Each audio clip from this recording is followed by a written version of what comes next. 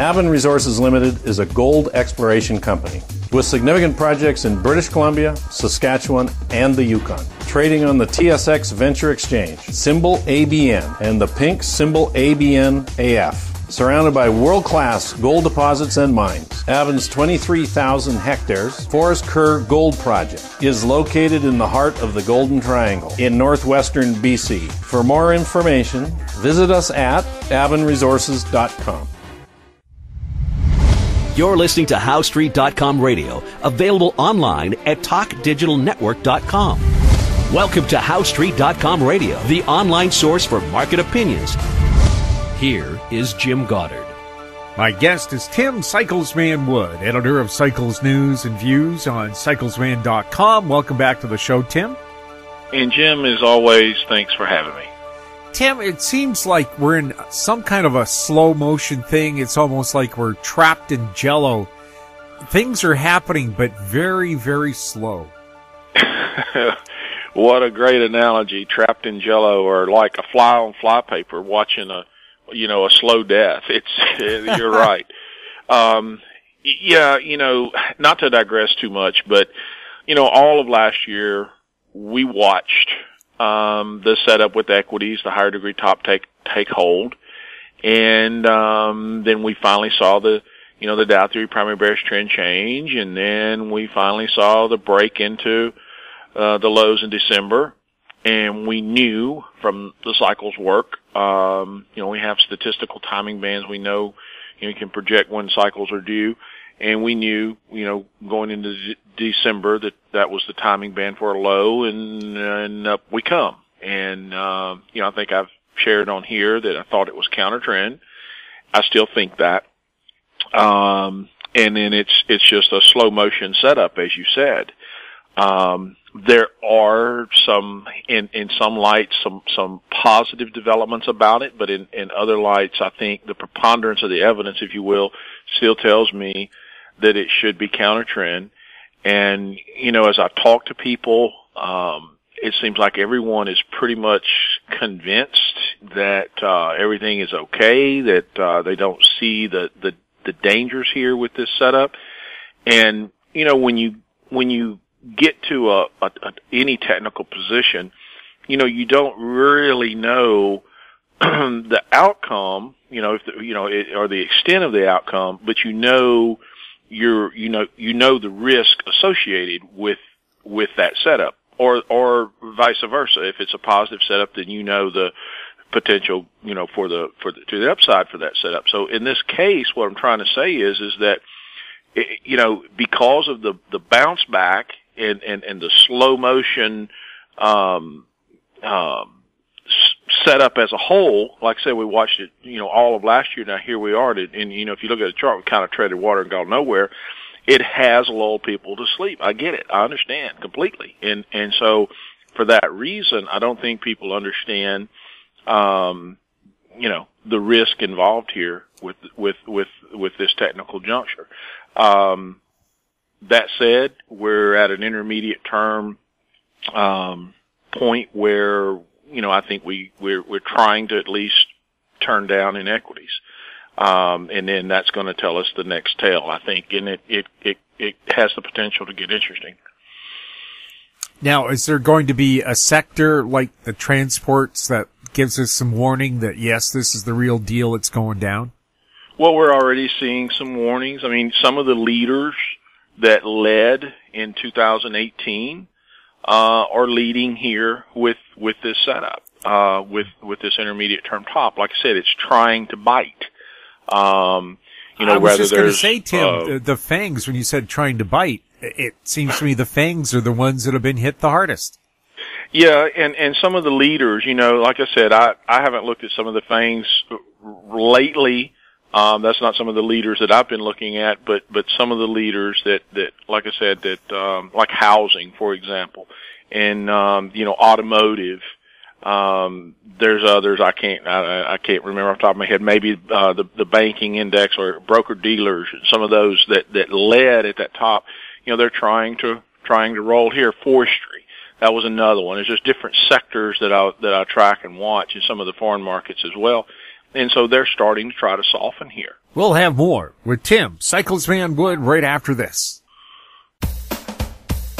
I'm Douglas Mason, CEO of Naturally Splendid, symbol NSP on the TSX Venture Exchange. Naturally Splendid is a biotechnology and consumer products company focused on the global cannabis and health markets. Naturally Splendid is expanding distribution in this rapidly growing market with products currently in Canada, the USA, South Korea, Germany, and Australia. To view our comprehensive company presentation and for more information, please visit our website at naturallysplendid.com. MGX Minerals is revolutionizing the new energy economy with patented lithium extraction technology, replacing traditional solar evaporation using low-cost, low-energy nanofiltration. The first system of this paradigm shift technology is currently being commissioned. MGX Minerals trades on the CSE, symbol XMG, the OTCQB, symbol MGXMF, and Frankfurt, symbol 1MG. For more information, visit our website, mgxminerals.com. Welcome back. We're speaking with Tim Cyclesman Wood. Tim, what's happening with the U.S. dollar? Well, before I go to the dollar, let me say this. On equities, one last closing thought on equities. Don't break out the party hats yet. It's probably not as it appears. That said, looking at the dollar, that's kind of been a slow motion thing too. But if you think back over a year ago, we talked about the strengthening of the dollar and how the surprise in 2018 would be, the strength that the dollar had, and that continues. We've more recently moved into some short and intermediate degree lows, and so far that higher degree cycle that bottomed back in 2018 is still alive and well. And it will remain so until we get, technical indications that something has changed. At this point, I don't see it. And I think any weakness in the dollar is counter trend. I've said that all along, and that's exactly what we have seen. Talking about the dollar, it's hard to talk about it and not gold. Kind of the opposite. We were focused, last year and year before last on, the 9-year cycle top. And, I said that we had structural confirmation, based on statistics and so on and so forth, that we had the 9-year cycle top. And I stick to that. We had a low back in August. I think we've talked about that numerous times, that it was counter trend. I think it was counter trend. And now, like I said, equities is trying to roll. Gold is trying to roll. Everything, I think, is in a position, a technical window, if you will, crossroads, whatever you want to call it, where, we can see the resumption of the downside. And I think gold is positioned, obviously we've seen weakness this week. I need to see I don't mean to sound like I'm talking out of both sides of my mouth. Yes, I think gold has more than likely, the counter trend rally has more than likely turned or run its course, I should say. I need to now see some confirmation, some hard confirmation on some closing basis, weekly closing basis, monthly closing basis, and that sort of thing to confirm that. But I think it has probably run its course.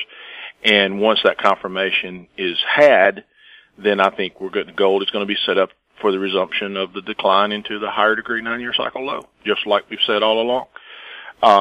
Crude oil, been in a counter trend. We'll get into crude here in a bit here, but taking a look at gold stocks, gold bullion, gold miners, juniors, are there any differences there, or is it just one category? Well, I kind of look at the gold stocks as a whole. I look at the XAU and the HUI, and, it's the same thing. They've been in a counter trend. I'm sure that there are some outliers, but I don't look at the individual stocks. But, looking at, like I said, the XAU, HUI, counter trend move, and I think that they're going lower as well. We'll have more with Tim Cyclesman Wood right after this. Grand Portage Resources recently completed the 2018 drill program on its 100% controlled Herbert Gold Discovery property located in the prolific Juneau Belt in southeast Alaska. Drill results are expected through late 2018. Past drill results included numerous multi-ounce gold assays on multiple veins. Grand Portage trading symbols are GPG on the TSX Venture, GPTRF on the OTCQB, and GPB on Frankfurt. For more information, please visit our website, grandportage.com. Don't miss out. Stay informed. Receive the HowStreet.com weekly recap with thought-provoking podcasts, radio, and articles delivered to your inbox. Sign up for the HowStreet.com weekly recap on our homepage at HowStreet.com. Welcome back. We're speaking with Tim, Cyclist Man Wood. Tim, on the crude market, we had stronger prices, I think, over the winter than many expected. Is this going to continue, and will it go up? I don't think so. There is a higher degree 3-year cycle low in the commodity complex due. I don't think we've seen it yet. We need to get past this intermediate degree top and decline for confirmation, but I don't think that low has been seen. So I think this has been a counter trend advance in crude oil, just like with equities, just like with gold, and that crude oil is it's flirting, it's trying. How do you want to say it? The top is trying to bite. Need to see the triggering of a sell signal, and then I think that top is in place and crude oil moves lower. Now, we've been around the $55 mark. If it goes lower, you were great at predicting what happened last time it decided to drop. Do you have any numbers in mind? I think we're going back below. I'm pulling up a chart as we speak. I think we're going back below the December low. We should. If we don't, then the higher degree cycle low is in place. That's kind of the test. But I'm thinking we violate the December low. Certainly should at least retest it. Do you expect anything to happen in the U.S.-China trade talks that could change any of these predictions? Interesting you bring that up, because that has been milked. Something I noticed back in, I guess it was November, December, when the market, when I'm say market, I'm talking about equities, but we were seeing the equities under pressure then, and every time you see a little pressure, it become obvious. I actually got phone calls from people that saw this, that the news was being used timely to try to manipulate and control the decline. And I think that's pretty much been milked for all it's worth. On Sunday, as a matter of fact, they announced whatever the deal was. I paid about very little attention to it, but whatever it was, the deal with China. And futures were up big overnight, and then the market sold off. So I think that hype has been milked for about all it's worth. It's just noise. And in fact, I put some stuff in my letter, found some quotes my buddy Peter Lighty sent to me about, where Richard Russell was talking about the jawboning, of the market, and how, it can have an effect for the short term, but the longer term technicals are going to have their way. And I think that's what we're seeing. I think that it's just, this jawboning is at critical points. It's just noise and prolonging the inevitable. Yeah, Tim, you were saying mostly you don't pay attention to the news. You just take a look at what's happening in the markets and the cycles. So unless someone drops a big bomb in the middle of a major oil field, it's not going to really affect the markets, is it? Well, the market's going to be set up for whatever that outcome may be. For example, I can point to several, but a couple of obvious examples like that is the first time I noticed that was back during the Chernobyl incident in the 80s. I remember looking at some things and seeing back then, there was the soybean market was a big deal, and the U.S. buying soybeans from Russia was kind of a big deal back in the 80s, and the Chernobyl thing impacted the soybean market. And I remember seeing the setup ahead of time. So it's like, what comes first, the chicken or the egg? Well, I will argue that the technicals have to be in place for the news event to drive it. And many will look at the news event and say, well, that's why I did this. No, it was because the technicals were there. They have to be. I mean, you can't have certain structure in place and the market go the opposite direction. It doesn't work. Another example, back in 91, crude oil was set up to rally. I remember seeing it, watching it, and going, man, it was obvious. And then, the news broke with, Hussein invading Kuwait. And same thing with 9/11. The market was set up with a 4-year cycle top, a pretty sinister 4-year cycle top. We had a decline down, a failed rally, and then it was sitting on the edge, and then, 9/11 came along. It was set up for that.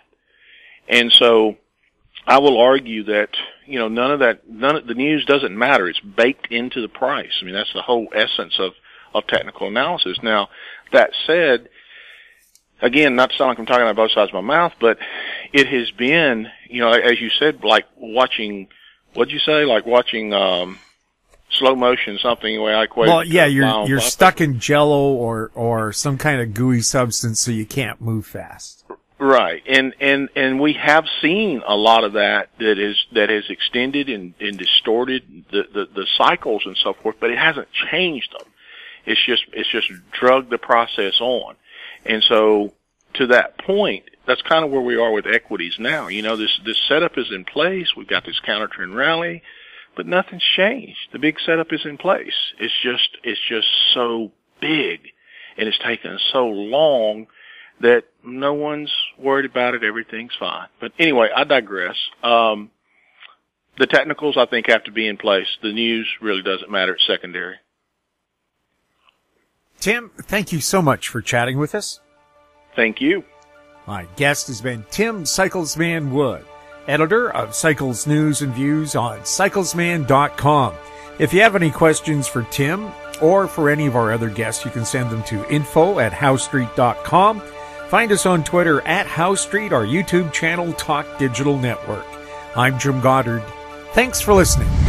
Comments made on HowStreet.com radio are an expression of opinion only and should not be construed in any matter whatsoever as recommendations to buy or sell any financial instrument at any time.